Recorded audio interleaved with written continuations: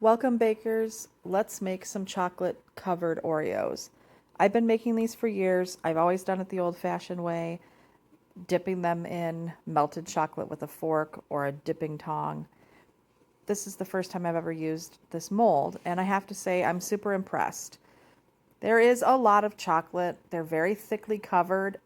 I thought it might be too much, but I did eat half of one of these and it was delicious.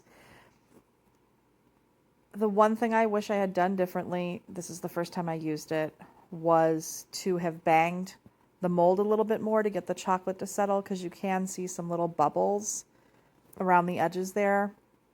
And also, when I drizzled my Oreos, I didn't have my chocolate very hot, so it got a little squiggly, but I don't really mind that. I'm using a bunch of Wilton products to decorate. I have Wilton food coloring, Wilton candy melts, and a variety of sprinkles. In order to get the marbled look, you put a little bit of in your chocolate and you kind of barely stir it around.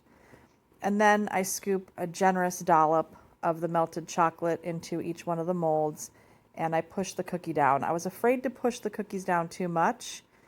I wish I had pushed them down a little bit further. And then you cover the backside with more chocolate. This is where I think I should have tapped harder just to get it to settle. But again, I was afraid the cookie would go down too far. I don't think I really needed to be afraid of that. I would have tapped it a lot more than just a couple of times next time I make it.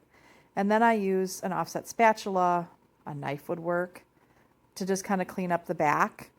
If you don't scrape off most of the excess chocolate, number one, you're wasting chocolate, and number two, you're going to have sloppy edges that you have to kind of chip off of there.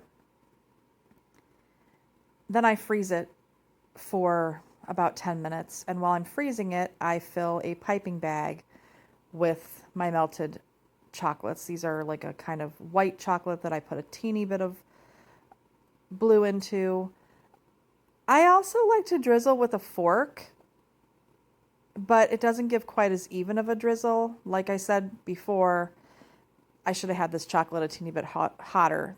This mold, they're so easy to pop out, and you can see how pretty that marbling is.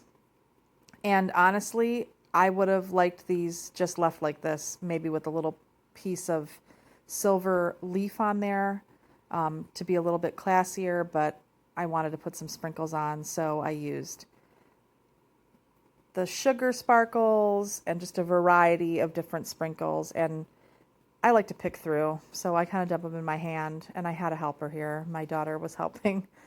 I honestly think this is such a great thing for teens and tweens to make for friends.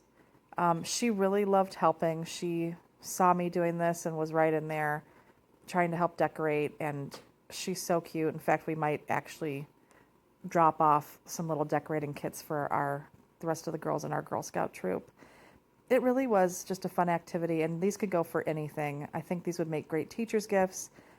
I mean, who doesn't love candy, chocolate dipped Oreos?